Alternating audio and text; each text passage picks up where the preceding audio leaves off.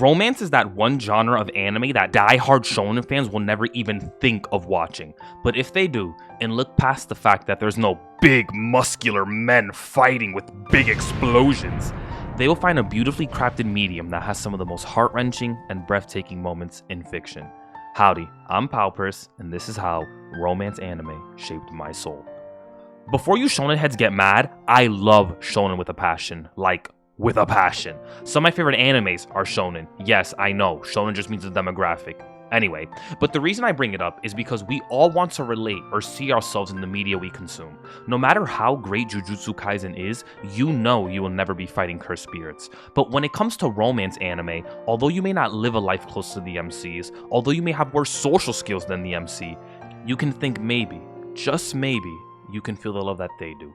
And it does sound corny to say, but whether we want to admit this or not, we all strive for the kind of love that our favorite anime characters have. We may all have different hobbies, skills, and backgrounds, but the one thing every human has in common is the longing for love.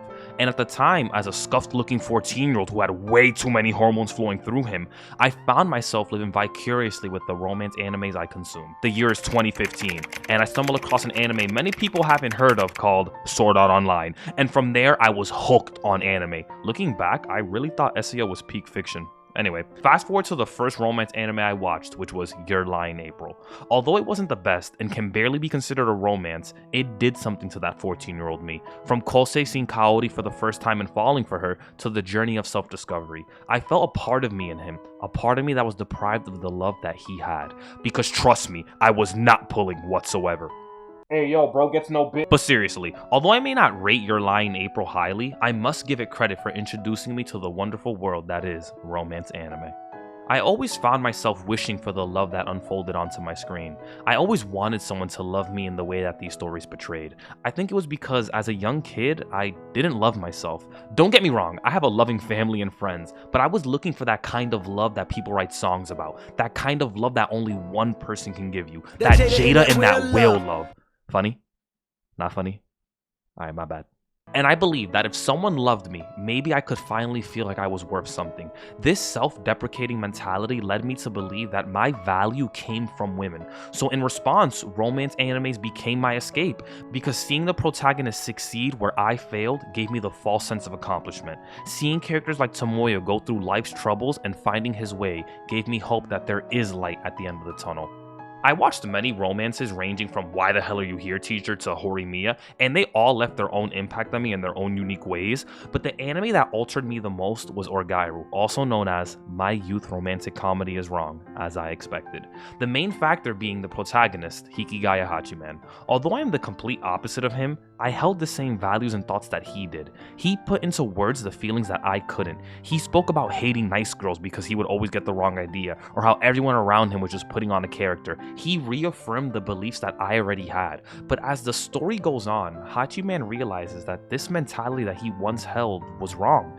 He started to become what he quote-unquote hated, but in turn started to search for deeper meaning. Something genuine. Seeing Hachiman grow and change as a person showed me that this mentality that everyone is fake and girls should only be nice to guys that they like was completely wrong. I started to search for the genuine thing that Hachiman talked about. I used to expect things to come to me. I would expect girls to love me just because I was me. I expected my friends to praise me just because I was me. I humbled myself, and in turn, things became better. I gained more confidence. I started to express myself more. I felt myself reaching what Hachiman had been searching for. I started to approach girls not as some unreachable goddesses, but a human who was probably going through similar things as me. I began to love myself, and in turn, others began to love me as well. Well, I hope at least. Romance anime did not only give me hope that there is someone out there for me, it gave me hope in myself. Behind all the beach, festival, sick, and Christmas episodes were imperfect people striving for something, and that something happened to be love. I used to pursue women like no tomorrow, but I realized that if I put all my energy into myself and into the craft that I love, then everything else will fall into place.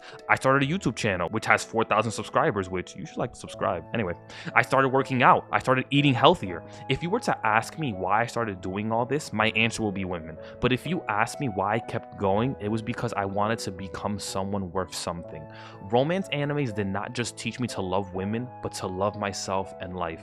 I started to view the world in a much brighter light. I did not mean to rhyme right there. But don't get it twisted. I'm still hoping a beautiful cosplayer who will whisper in my ear how much of a good boy I am will come along. Yo, please, I'm so hungry. I'm hungry. But it isn't my main goal anymore. Who am I kidding? Of course it is. I love it with a passion. I will continue loving them till my last breath. My bad, I tweaked. But behind all the romance animes I consumed is a boy who was deprived of the love that he dreamed of. Romance anime also showed me the good and bad side of love, but I would take that over what we have today. In this day and age, everything is a game. I have to know the right things to say, right things to do, the right things to know. You can't text back too fast or you'll be seen as desperate, but you also don't want to text back too late or you'll be seen as old news. So many methods to quote-unquote pulling girls that I see why a lot of people just stand clear altogether. Listen, I'm not saying, man, why can't people just be like the anime girls I love, you know?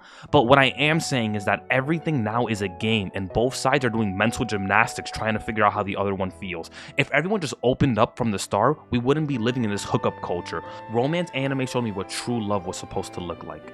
In the end, romance anime wasn't just a source of entertainment, it was a companion that guided me through the early years of my life. It helped me bridge the gap between fiction and reality, showing me that the emotions I experience while watching these animated worlds are not just confined to the realm of fantasy, instead they are threads woven into the fabric of our own stories, influencing the way we perceive, pursue, and cherish love. Verse of the day, Proverbs 3:3. Y'all better like and subscribe, because ain't no way I put myself on blast for this to flop. Thank you.